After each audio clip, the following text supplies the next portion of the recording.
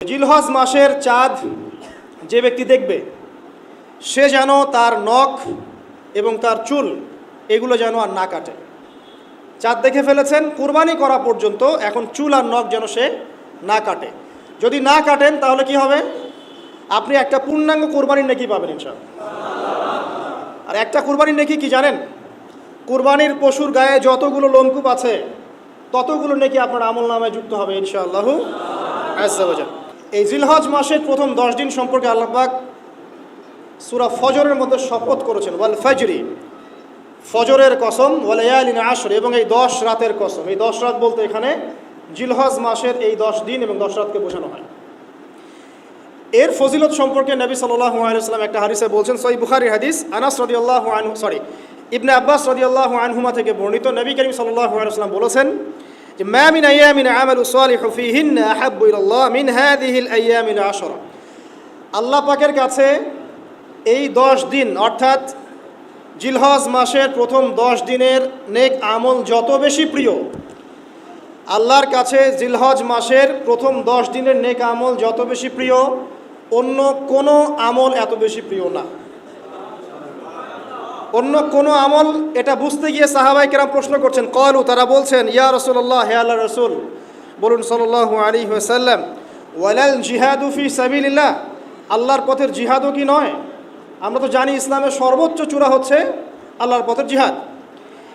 তো নবী সাল্লাল্লাহু আলাইহি ওয়াসাল্লাম বলছেন, ওয়ালাল জিহাদু ফি সাবিলিল্লাহ, আল্লাহর পথের জিহাদও নয়, আল্লাহর পথের জিহাদও নয়, ইল্লা, তবে ওই ব্যক্তির কথা ভিন্ন, রাজুলুন খরাজা বিনাফসিহি ওয়া মালিহি ফালাম ইয়ারজি মিন যালিকা বিশাই, কোন একজন ব্যক্তি যে তার জান এবং তার মাল নিয়ে আল্লাহর পথে বেরিয়ে গেছে, তারপরে কোনো কিছু নিয়ে সে ফিরে আসতে পারে নাই, মানে সে শহীদ হয়ে গেছে, এই ব্যক্তির কথা ভিন্ন। কিন্তু অন্য যে কোনো দিনের আমলের চাইতে এই 10 দিনের নেক আমল আল্লাহর কাছে সবচেয়ে বেশি প্রিয়। তাহলে আমরা বুঝতে পারলাম, আমরা যে 10 দিনে এখন বসবাস করছি, জিলহজ মাসের আজকে কয় তারিখ? 1 তারিখ। এই যে আল্লাহ পাক নিয়ামতের সাথে আমাদেরকে বাঁচিয়ে রেখেছেন, এই 10 দিন আমল করার সুযোগ দিয়েছেন, এই কৃতজ্ঞতা স্বীকার করে আমরা কিন্তু শেষ করতে পারবো না। পারবো না। প্রশ্ন হচ্ছে যে এই 10টা দিন আমরা কিভাবে কাজে লাগাতে পারি। আমি সেদিকেই যাবো ইনশাল্লাহ। তার আগে এই দিনগুলো সম্পর্কে আর কয়েকটা ফজিলতের হাদিস শুনিয়ে দিচ্ছি। তিরমিজি, ইবনে মাজাহ, মিশকাতের 128 পৃষ্ঠা একটা হাদিস এসেছে, আবু হুরায়রা রাদিয়াল্লাহু আনহু থেকে বর্ণিত, নবী করিম সাল্লাল্লাহু আলাইহি ওয়াসাল্লাম বলেছেন যে দিনসমূহের মধ্যে এমন কোনো দিন নাই, আল্লাহর দিনগুলোর মধ্যে এমন কোনো দিন নাই যেদিন ইবাদত করা আল্লাহর কাছে জিলহজের 10 দিনের ইবাদতের চেয়ে বেশি প্রিয়। কথা বুঝতে পারছেন? এরপরে নবী সাল্লাল্লাহু আলাইহি ওয়াসাল্লাম বলছেন, ইয়াদুলু সিয়ামু কুল্লি সিয়ামিন মিনহা বিসিয়ামি সানাতিন, এই 10 দিনের একটা সিয়াম বা একটা রোজা 1 বছর রোজা রাখার সমান। এই 10 দিনের একটা রোজা 1 বছর রোজা রাখার সমান। ওয়া কিয়ামু কুল্লি লাইলাতিন ফিহা বিকিয়ামি লাইলাতিল কদর, এবং এই 10 রাতের এক রাতের কিয়াম লাইলাতুল কদরের কিয়ামের সমান। আর আমরা জানি লাইলাতুল কদর সম্পর্কে আল্লাহ পাক কি বলেছেন, লাইলাতুল কদরি খায়রুম মিন আলফি শাহর, 1000 মাসের ইবাদতের চেয়ে উত্তম। তাহলে আমরা বুঝতে পারছি যে এই 10 দিন 10 রাত কি আমল করতে হবে, এই হাদিসটা বলে দিচ্ছে, সিয়াম এবং কিয়াম। 10টা সিয়াম না পড়েন, অ্যাটলিস্ট 3টা সিয়াম পারা যাবে ইনশাআল্লাহ। পারা যাবে না? একটা সোমবার পাবো সামনে আমরা, ওটা রাখা যাবে ইনশাআল্লাহ। একটা বৃহস্পতিবার পাবেন, সেটাও রাখা যাবে ইনশাআল্লাহ। আর আরাফার সিয়াম পাবেন ইনশাআল্লাহ। আরাফার সিয়াম রাখলে আগের 1 বছর, পরের 1 বছর, 2 বছরের গুনাহ মাফ হয়ে যাবে ইনশাআল্লাহু আজ্জা ওয়া জাল। আর কিয়াম সম্পর্কে আমি সামনে বলছি ইনশাআল্লাহ তাআলা। এরপরে বাইহাকির একটা বর্ণনা আছে যে জিলহজ মাসের প্রথম দশকের রাতে, জিলহজ মাসের প্রথম দশকের রাতের প্রত্যেকটা নেক আমলকে 10 দিয়ে গুণ করা হয়, 10 গুণ বৃদ্ধি করা হয়। সুবহানাল্লাহ। আরও আছে বাইহাকি এবং ইসবাহানির বিশুদ্ধ সনদে হযরত আনাস বিন মালিক রাদিয়াল্লাহু আনহু থেকে বর্ণিত আছে, জিলহজ মাসের প্রথম দশকের প্রতিদিন 1000 দিনের সমান, মানে প্রতিদিনের আমল 1000 দিন আমলের সমান, এবং আরাফার দিনের মর্যাদা 10,000 দিনের সমান। আরাফার দিন যে ব্যক্তি ইবাদত করবে ইনশাআল্লাহ তাআলা, সে 10,000 দিন ইবাদতের নেকি পাবে ইনশাআল্লাহু আজ্জা ওয়া জাল। এগুলো হাদিস। এখন আমরা প্র্যাকটিক্যাল কিছু কথায় আসি যে কিভাবে আমরা এই 10টা দিনকে কাজে লাগাতে পারি। আমি সবার আগে দোয়া করছি আল্লাহ পাক যেন আমাকে সবার আগে এর উপর আমল করার তৌফিক দান করেন, আমার পরিবারকে তৌফিক দান করেন, এবং অতঃপর আপনাদের সবাইকে যেন আল্লাহ পাক এই তৌফিক দান করেন, আমিন। 1 নাম্বার, যদিও কাজটা খুব ডিফিকাল্ট এবং এই যুগে এই জেনারেশনের জন্য কাজটা অনেক বেশি ডিফিকাল্ট, অলমোস্ট ইম্পসিবলের মতো, সেটা হচ্ছে এশার নামাজের পরপর ঘুমিয়ে যাওয়া, তাই না ভাই? এই কাজটা এখন কোয়াইট ইম্পসিবল, এশার নামাজের পরপর ঘুমিয়ে যাওয়া। কিন্তু চেষ্টা করতে হবে, আল্লাহ তৌফিক দান করুক, 10টা 11টার মধ্যেই যেন আমরা ঘুমিয়ে পড়তে পারি। আল্লাহ তৌফিক দান করুক, সবার আগে যেন আমাকে তৌফিক দান করে। কোনো কোনো রাত এমনও কেটে যায় ফজরের নামাজ পড়তে হবে জন্য সারা রাত জেগে থাকতে হচ্ছে। আর আমাদের সময়ে বারাকা কমে গেছে, জানেন? আমাদের সময়ের মধ্যে বারাকা কমে গেছে, এটাও কিয়ামতের সাইন। নবী সাল্লাল্লাহু আলাইহি ওয়াসাল্লাম বলেছিলেন কিয়ামতের আগে আগে একটা বছর একটা মাসের মতো চলে যাবে, একটা মাস একটা সপ্তাহের মতো যাবে, একটা সপ্তাহ একটা দিনের মতো চলে যাবে, একটা দিন একটা ঘন্টার মতো চলে যাবে। তাই হচ্ছে না এখন? এই 7 দিন আগে আমরা জুমা পড়লাম, দেখেন 7 দিন। এই যে গত কয়দিন আগেই আপনি কুরবানির পশু জবাই করলেন, আবার কুরবানির ঈদ আপনার সামনে। সময় খুব দ্রুত চলে যাচ্ছে, আমরা বুঝতে পারছি না। এর কারণ হচ্ছে, একটা কারণ আমি ফাইন্ড আউট করেছি, এটা হচ্ছে আমরা এখন ফজরের সলাতটাকে জামায়াতে গুরুত্ব দিচ্ছি না, এবং ফজরের নামাজের পর থেকে আমরা জেগে থাকছি না, অনেকেই, বেশিরভাগই যারা থাকছে আলহামদুলিল্লাহ। এই কারণে ওই যে বরকতময় সময়টা সকালে, এটা আমরা পাচ্ছি না। এই কারণে দিনটা আমাদের ছোট হয়ে আসছে, দিনে কাজগুলো আমরা শেষ করতে পারছি না, রাত জাগতে হচ্ছে, আর রাত জাগলে তো ফজরে ওঠা সম্ভব হচ্ছে না। সো এই সমস্যাটা হচ্ছে ফজর কেন্দ্রিক, ফজরটাকে গুরুত্ব দিতে হবে সবচেয়ে বেশি। আল্লাহ পাক আমাকে তৌফিক দেখ, আপনাদের সবাইকে তৌফিক দান করুন। এই 10টা দিন আমরা প্র্যাকটিস করবো ইনশাআল্লাহ। রমাদান মাসে আমরা যেমন প্র্যাকটিস করেছিলাম 1 মাস আল্লাহর আনুগত্যের, এই 10টা দিন উৎসবের উৎসাহ নিয়ে আমরা আবার প্র্যাকটিস করবো ইনশাআল্লাহু আজ্জা ওয়া জাল। আর এই বিষয়গুলো বেশি বেশি প্রচার করবেন অনলাইনে, কারণ আমাদের জাতিটা, আমি জানি না সৌভাগ্য না দুর্ভাগ্য, আমরা খুব ইস্যু পাগল জাতি। ইস্যু একটা ধরিয়ে দিবেন, এটা নিয়ে আসতে থাকবে, যে কোনো ইস্যু। নবী সাল্লাল্লাহু আলাইহি ওয়াসাল্লামকে অবমাননা করা হয়েছিল, এখন কয়জনের মনে আছে? মনে আছে কয়জনের? তারপরে ইস্যু চলে আসলো বন্যা, এখন কয়জনের মনে আছে যে বন্যা হয়েছিল? এখন আছে সেতু, এটা নিয়ে সবাই কথাবার্তা বলছে। এরপরে দেখবেন আরেকটা নতুন ইস্যু, সেতুর কথা মানুষ ভুলে যাবে। আমরা কেন জানি সাইকোলজিক্যালি এমন হয়ে গেছে যে ইস্যু একটা ধরিয়ে দিলেই 5 দিন 7 দিন 10 দিন কথা বলতে থাকি, আবার ইস্যুও শেষ, কথা বলাও শেষ, মানুষ ভুলে যায়। তো এই কারণে মনে করিয়ে দেওয়ার স্বার্থে জিলহজের 10 দিনের ফজিলত আমাদের সবাইকে মনে করিয়ে দেওয়া লাগবে, ঠিক আছে? অনলাইন অফলাইনে সবাই প্রচার করবেন। এই 10 দিন নেক আমলের জন্য একটা উৎসবের উপহার আল্লাহর পক্ষ থেকে, এই 10টা দিন যেন আমরা আল্লাহর পক্ষ থেকে এই উপহারকে কাজে লাগাই, বেশি বেশি নেক আমল করি, পরকালকে গুছিয়ে নেই। পারবো না ইনশাআল্লাহ?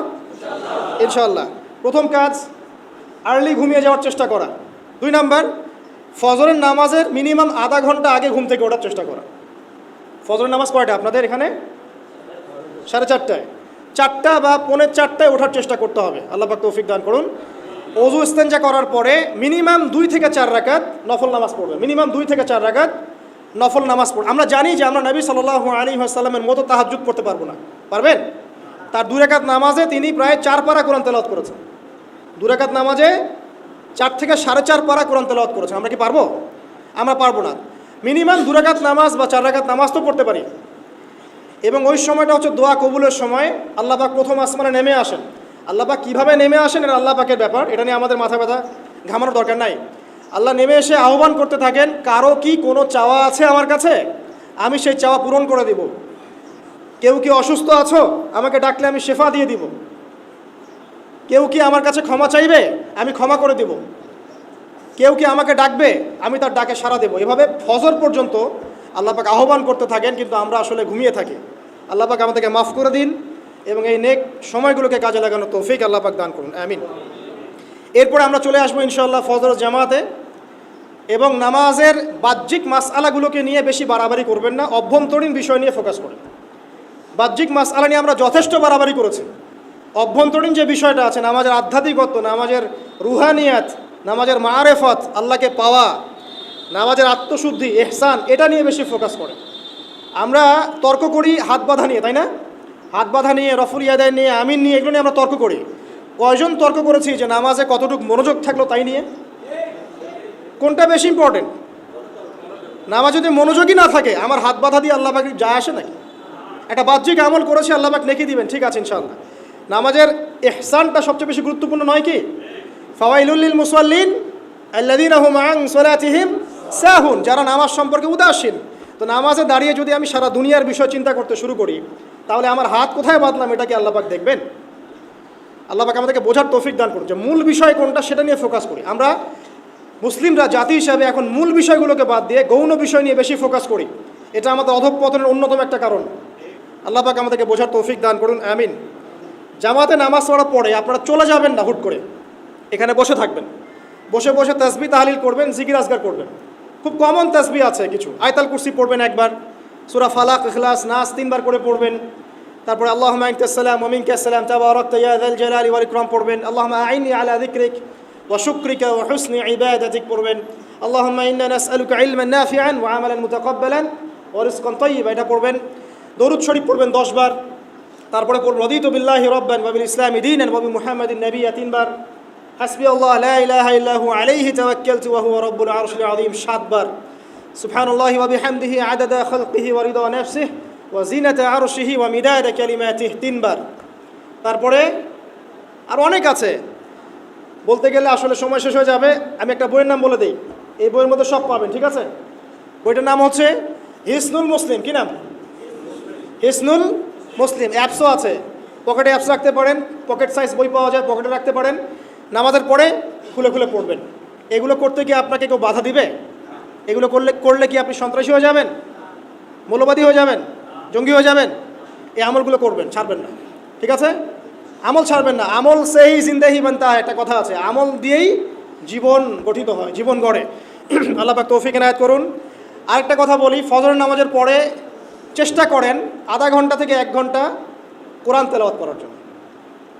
পারা যাবে ভাই ইনশাআল্লাহ?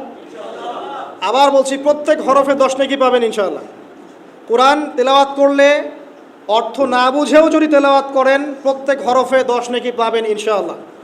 কিন্তু অর্থ না বুঝলে কোরআনের হক আদায় হয় না। আবারও বলছি, আমি যা বলেছি সেটা বলতে আমি দ্বিধা করছি না। আমি বলছি কোরআন তেলাওয়াত করলে প্রত্যেক হরফে আপনি 10 নেকি করে পাবেন। বোঝেন আর নাই বোঝেন, তাফসির বোঝেন আর নাই বোঝেন, অর্থ বোঝেন আর নাই বোঝেন, প্রত্যেক হরফে কি পাবেন? 10 নেকি পাবেন। কিন্তু অর্থ না বুঝলে, অনুধাবন না করলে কোরআন নাজিলের মূল হক আদায় হবে না। কোরআন নাজিল হয়েছে তাদাব্বুরের জন্য, গবেষণার জন্য, কোরআন কেন্দ্রিক জীবন গড়ার জন্য। যদি অর্থ না বোঝেন কেমন করে জীবন করবেন? আর যতটুকু বুঝবো আলহামদুলিল্লাহ, যেটা বুঝবো না ওলামায়ে কেরামের কাছে যাবো, জিজ্ঞাসা করবো, জেনে নিব, সিম্পল। আমি তো আর সব বুঝবো না, বুঝবো? আমি তো সব বুঝতে পারবো না। যেটা বুঝবো না আলেমদের কাছে জিজ্ঞাসা করে নেব। কোরআন তেলাওয়াত করুন। এরপর চলে আসেন, যদি পসিবল হয়, ফজরের পর জিকির আজগার করার পর তিলাওয়াত করলেন, এরপর চলে গেলেন, যাওয়ার আগে, মসজিদ থেকে যাওয়ার আগে আপনি অন্তত 2টা রাকাত এই ইশরাকের নামাজ পড়ুন। কিসের নামাজ? ইশরাক। নবীজি বলেছেন, কেউ যদি ফজরের নামাজ জামাতে পড়ে, তারপরে সালাম ফিরানোর পর ওই জায়গাতেই বসে থাকে এবং জিকির আজগার করতে থাকে, সুবহানাল্লাহ 100 বার পড়লো, আস্তাগফিরুল্লাহ 100 বার পড়লো, ঠিক আছে? লা ইলাহা ইল্লাল্লাহ ওয়াহদাহু লা শারীকা লাহ লাহুল মুলক ওয়া লাহুল হামদ ওয়া হুয়া আলা কুল্লি শাইইন কাদির, এগুলো পড়লো। তারপরে ধরেন দরুদ শরীফ পড়লো ইত্যাদি। জিকির আজগার শেষ করে সূর্য উঠে যাওয়ার পরে সে যদি 2 রাকাত নামাজ পড়ে, মাত্র 2 রাকাত, সে ফিরে যাবে একটা কবুল হজ, একটা কবুল ওমরার নেকি নিয়ে ফিরবে ইনশাআল্লাহ। আরেকটা নামাজ আছে, যদি পসিবল হয় পড়তে পারেন, 8টা থেকে 10টার মধ্যে পড়ে ফেললে ভালো। এরপরে সূর্য উঠে যায়, সূর্য গরম হয়ে যায়। সেটা হলো আপনার এই চাশতের নামাজ, যেটাকে আমরা বলি সলাতুদ দুহা, চাশতের নামাজ। আমরা অনেকে রিজিকের সমস্যায় ভুগি না? দারিদ্রতা, রিজিকের সমস্যা, আমাদের অভাব, এই সমস্যা আছে না? চাশতের নামাজ যে ব্যক্তি নিয়মিত পড়বে তাকে 2টা ফজিলত দেওয়া হয়। কয়টা ফজিলত? চাশতের নামাজ যে ব্যক্তি নিয়মিত পড়ে তার 2টা স্পেশাল ফজিলত। 1, তাকে দ্বীনের জ্ঞান দেওয়া হবে, ইলম মুখস্থ ক্ষমতা দেওয়া হবে। আপনি হিফজ ক্ষমতা বেড়ে যাবে, কোরআন সুন্নাহ মুখস্থ রাখতে পারবেন ভালো ইনশাআল্লাহ, আল্লাহর পক্ষ থেকে বুঝ দেওয়া হবে। আরেকটা হচ্ছে আপনার দারিদ্রতা আল্লাহ পাক দূর করে দেবেন। এগুলো পরীক্ষিত আমল ভাই, এগুলো কোনো গাল গল্প বলছি না, এগুলো পরীক্ষিত। আরেকটা আছে সূরা ওয়াকিয়া রাতে তেলাওয়াত করেন, সূরা ইযা ওয়াকাআতিল ওয়াকিয়া লাইসা লিওয়াকাআতিহা কাযিবা, এই সূরাটা আপনি তেলাওয়াত করেন, দেখবেন দারিদ্রতা চলে যাবে ইনশাআল্লাহ আযজা ওয়া জাল, চলে যাবেই ইনশাআল্লাহ। এবার আসুন কোরআন তেলাওয়াত নিয়ে দুটো কথা বলে দেই। কিছু কিছু সূরার কিছু কিছু অংশ মুখস্থ করে ফেলার চেষ্টা করেন, তেলাওয়াত করবেন। ফর এক্সাম্পল সূরা বাকারার প্রথম 5টা আয়াত, তারপরে আয়াতুল কুরসি 255 নম্বর আয়াত, সূরা বাকারার শেষের 3টা আয়াত, সূরাতুল আলে ইমরান শেষের 10 আয়াত, সূরা কাহফ প্রথম 10 শেষের 10, সূরা মুমিনুন শেষের 5-7টা আয়াত, সূরা তওবার শেষ পৃষ্ঠা, সূরা আহজাবের শেষ পৃষ্ঠা, সূরা ফালাক, সূরা নাস, সূরা ইখলাস, সূরা কাফিরুন, সূরা জিন এর প্রথম 10টা-20টা আয়াত, এছাড়া আরও সূরা হাশর শেষের 5-7টা আয়াত। এগুলো মুখস্থ করে ফেলেন, প্রতিদিন এগুলো আপনি চর্চা করবেন, পারবেন ইনশাআল্লাহ। প্রত্যেক দিন যদি কোরআন তেলাওয়াত করেন একটা নেকি আছে, একটা ফজিলত স্পেশাল, সেটা হলো কোরআন কিয়ামতের মাঠে আপনার পক্ষে সুপারিশ করবে। আর কোরআন যার পক্ষে সুপারিশ করবে ইনশাআল্লাহ তাআলা সে জান্নাতে চলে যাবেই ইনশাআল্লাহ। আর কোরআন যার বিপক্ষে সুপারিশ করবে তার কি জান্নাতে যাওয়ার কোনো সুযোগ আছে ভাই? আল্লাহ বোঝার তৌফিক দেখ, আমিন।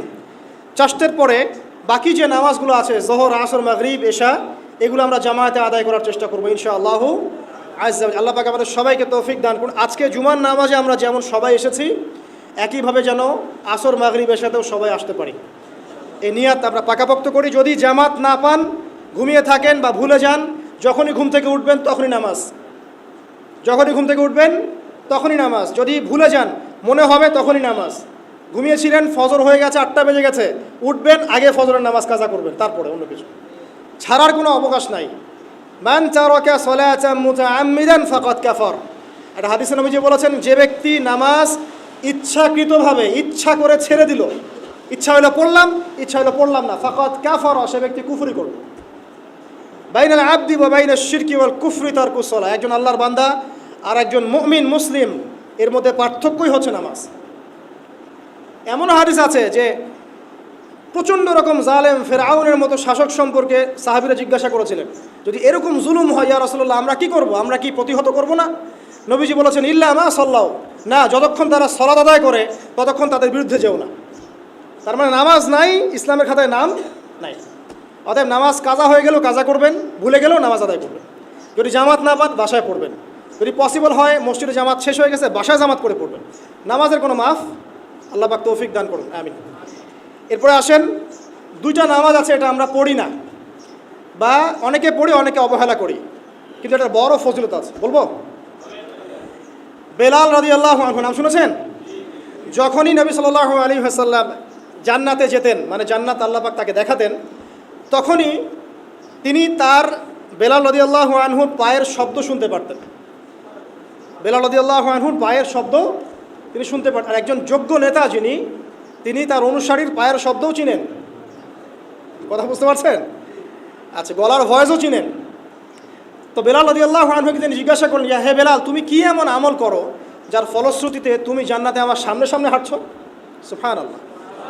কোন বেলাল? যিনি একজন কৃতদাস ছিলেন, নিগ্রো, কালো, দেখতে হয়তো আপনার আমার মতো সুন্দর না, তাই না? আফ্রিকান মানুষ, যাকে ওই যে রোদের মধ্যে শুয়ে পিটানো হয়েছিল, হয়নি? সেই বেলাল রাদিয়াল্লাহু আনহু, সুবহানাল্লাহ। তখন তিনি বলছেন, ইয়া রাসূলুল্লাহ, আমি তো এমন কোনো আমল করি না, আপনারা যা করেন তাই করি, তবে যখনই আমার অজু ছুটে যায়, অজু ভেঙে যায়, আমি তখনই অজু করি, আর সেই অজু দিয়ে আমি 2 রাকাত নামাজ পড়ি। এই নামাজটাকে কি বলে? তাহিয়াতুল ওযু। এই তাহিয়াতুল ওযুটা আমরা আদায় করার চেষ্টা করবো, আল্লাহ পাক তৌফিক দান করুন। আরেকটা আছে তাহিয়াতুল মসজিদ। দেখবেন অনেকেই মসজিদে আসি আমরা ধাপ করে বসে পড়ি, তাই না? আসলে কিন্তু মসজিদে এসে 2 রাকাত নামাজ পড়ে বসা সুন্নাত। মসজিদে একটা হক আছে, মসজিদে আসলেন, 2 রাকাত নামাজ পড়লেন, সংক্ষিপ্ত আকারে পড়লেন, পড়ে বসবেন, এটা করা উচিত। আল্লাহ পাক তৌফিক এনায়েত করুন, আমিন। এরপরে আসেন, এই 10 দিন কি করব আমরা? এগুলোর পাশাপাশি বেশি বেশি তাকবীর দিবেন। তাকবীর মানে আল্লাহু আকবার, আল্লাহু আকবার, লা ইলাহা ইল্লাল্লাহ, আল্লাহু আকবার, আল্লাহু আকবার, ওয়ালিল্লাহিল হামদ। সাহাবীদের মধ্যে আবু হুরায়রা রাদিয়াল্লাহু আনহু, আব্দুল্লাহ ইবনে আব্বাস, আব্দুল্লাহ বিন ওমর, এই বিখ্যাত সাহাবীরা যখন এই 10 দিনে উপস্থিত হতেন, তারা বাজারে গেলেও তারা বাজারে গিয়ে তাকবীর দিতেন জোরে জোরে। অন্য সবাই শুনে সবাই তাকবীর দিত, তাহলে সমস্বরে তাকবীর হতো। এই সুন্নাহটা চালু করা যেতে পারে। আল্লাহ পাক আমাদের সবাইকে তাকবীর দেওয়ার তৌফিক দান করুন, আমিন। এরপর এই 10 দিন আমরা বেশি বেশি যে কাজটা করার চেষ্টা করবো সেটা হলো তওবা। বেশি থেকে বেশি তওবা করার চেষ্টা করা উচিত। আর তওবা মানে শুধু আস্তাগফিরুল্লাহ ওয়া আতুবু ইলাইহি পড়া নয়। তওবার দুটো ভাগ আছে। কবিরা গুনার জন্য একরকম তওবা, আর সগীরা গুনাহ এমনি এমনি মাফ হয়ে যায়। সগীরা গুনার জন্য একটা সগীরা গুনাহ হয়েছে, আপনি একটা ভালো কাজ করলেন, আগের গুনাহ মাফ। একটা গুনাহ হয়েছে, আপনি ওযু করলেন, চোখের হাতের সব গুনাহ মাফ। একটা গুনাহ হয়েছে, আপনি সদকা করলেন, গুনাহ মাফ। মানে গুনাহ মাফের অনেক সুযোগ আছে, কিন্তু কবিরা গুনাহ মাফের শর্ত আছে। শর্ত কি? 1 নাম্বার, পাক্কা নিয়াত করা যে আর কোনোদিন এই কাজটা করবো না ইনশাআল্লাহ। 2 নাম্বার, ইচ্ছা করে ওই পাপে আর লিপ্ত না হওয়া। এবং 3 নাম্বার, নিজে এই পাপের জন্য কান্নাকাটি করা, অনুতপ্ত থাকা, তাহলে ইনশাআল্লাহ মাফ হয়ে যাবে। আরেকটা শর্ত আছে, যদি পাপটা অন্য কারোর সাথে সম্পৃক্ত হয়, যেমন ধরেন কারো টাকা মেরে দিয়েছেন, টাকা শোধ করেন নাই, যেটা আমাদের সমাজে ট্রেডিশন হয়ে গেছে এখন। জমি মেরে দিয়েছেন, শোধ করছেন না, মান সম্মানের হানি করছেন, মিথ্যা অপবাদ দিচ্ছেন, হ্যাঁ, এক কথায় মানুষের সাথে সম্পৃক্ত হক, মানুষের ক্ষতি করেছেন আপনি, তখন কি করতে হবে? তখন ওই মানুষের কাছে গিয়ে ক্ষমা নিতে হবে। খুব ডিফিকাল্ট, এবং এটার জন্য একটা বড় মনের দরকার আছে, মনের স্বচ্ছতার দরকার আছে। ভাই, আমি তোমার টাকা ধার নিয়েছিলাম, দেই নাই, এই নাও টাকা, শোধ করে দিলাম। ভাই, আমি তোমাকে ভালো মন্দ বলেছিলাম, তোমার গীবত করেছি, আল্লাহ তোমাকে মাফ করে দেয়, তুমি আমাকে মাফ করে দাও। খুব ডিফিকাল্ট না এগুলা করতে হলে বড় মন লাগবে। আর যদি এগুলো আমরা না করতে পারি তাহলে সমস্যা আছে। কিয়ামতের মাঠে আল্লাহ পাক ধরবেন, এবং যারা হকগ্রস্ত এদেরকে দাঁড় করাবেন। কিয়ামতের মাঠে নিজের নেকি তাকে দিয়ে ঋণ শোধ করতে হবে, অথবা তার গুনাহ নিজের আমল নামে নিয়ে ঋণ শোধ করতে হবে। কোনটা বেটার বলেন? দুনিয়াতে ছোট হওয়া না পরকালে ছোট হওয়া? তাই আমরা সবাই সবার কাছে মাফ চেয়ে নেই যে আল্লাহ পাক আমরা সবাইকে মাফ করে দেখ। যদি আমি আপনাকে কষ্ট দিই, আপনি আমাকে মাফ করে দেন। যদি আপনি আমাকে কষ্ট দিয়ে থাকেন, আমি আপনাকে মাফ করে দিলাম। এই বিষয়ে চলে আসেন। আল্লাহ পাক তৌফিক দান করুন, আমিন। আর একটা তওবা করুন, আস্তাগফিরুল্লাহাল্লাযী লা ইলাহা ইল্লা হুয়াল হাইয়ুল কাইয়্যুম ওয়া আতুবু ইলাইহি, দিনে 70 বার বা 100 বার, দিনে 70 বার বা 100 বার। যদি না পারেন, অ্যাটলিস্ট এতটুকু বলবেন, আস্তাগফিরুল্লাহ ওয়া আতুবু ইলাইহি, আস্তাগফিরুল্লাহ ওয়া আতুবু ইলাইহি, 70 বার বা 100 বার। এরপরে আসেন, এই 10 দিনের অন্যতম একটা আমল হতে পারে সওম রাখা। যদি পারি এই 10টা দিন সওম রাখবো, যারা পারছি না মিনিমাম 3টা 4টা 5টা অ্যাটলিস্ট রাখবো। আর যারা সেটাও পারছি না, কমপক্ষে আরাফার দিনের সিয়ামটা যেন মিস না যায়, ঠিক আছে?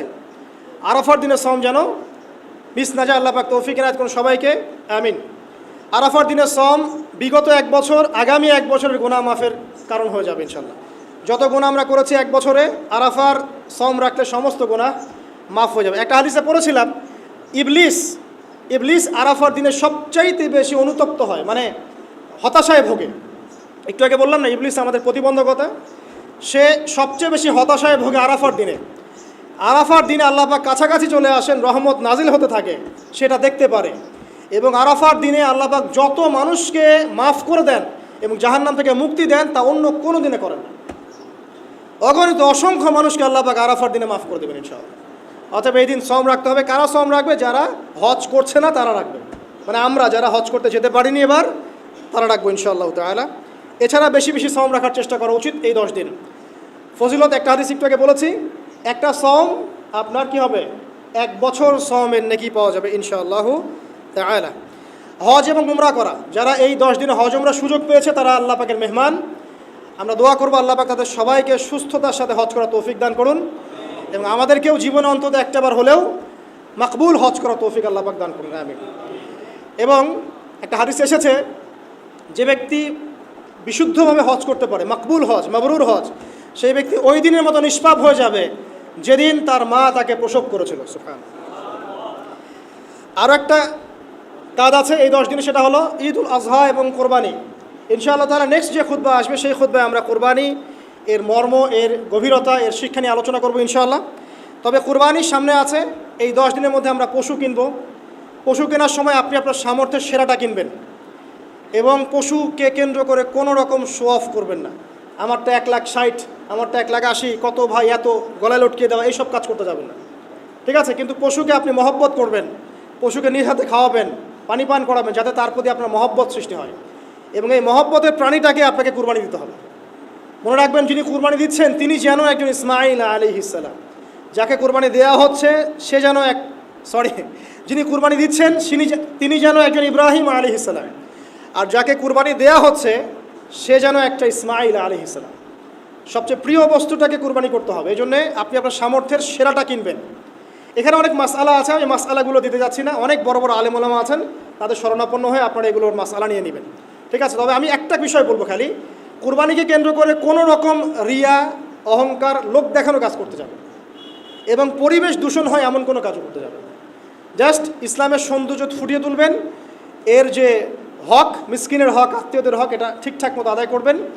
এখানকার গোশত, রক্ত, মাংস কোনো কিছু আল্লাহর কাছে যাবে না, শুধুমাত্র আমার বিশুদ্ধ ইখলাসটাই আল্লাহর কাছে যাবে। অতএব এটা মনে রেখে কোরবানি করা উচিত। আল্লাহ পাক তৌফিক ইনায়াত করুন, আমিন। ইনশাআল্লাহ কোরবানির গভীর শিক্ষা সম্পর্কে আগামী জুমায় কথা হবে। আর সর্বশেষ কথা হলো যে এই কাজগুলো, কোরবানি বলেন, এই যে নামাজ, তাসবিহ, তাহলিল, কোরআন তেলাওয়াত, তাওবা, তাকবীর, সওম, এই কাজগুলো পারিবারিকভাবে এবং সামাজিকভাবে করার চেষ্টা করেন, তাহলে ইসলামের সংস্কৃতি, হৃদ্যতা, ভালোবাসা ফুটে উঠবে। ইসলামের সৌন্দর্য অমুসলিমদের কাছে পরিস্ফুটিত হবে। ইনশাআল্লাহ দেখবেন এই সৌন্দর্য দেখে তারা ইসলামের পথে ফিরে আসবে ইনশাআল্লাহ। এবং আল্লাহ রাব্বুল আলামিন এই সুযোগটা কাজে লাগিয়ে আমরা যেন আমাদের বিগত গুনাহগুলো মাফ করিয়ে নিতে পারি, বেশি বেশি নেক আমল করতে পারি, এই 10টা দিন কাজে লাগাতে পারি। আল্লাহ পাক আমাদের সবাইকে সে তৌফিক ইনায়াত করুন, আমিন।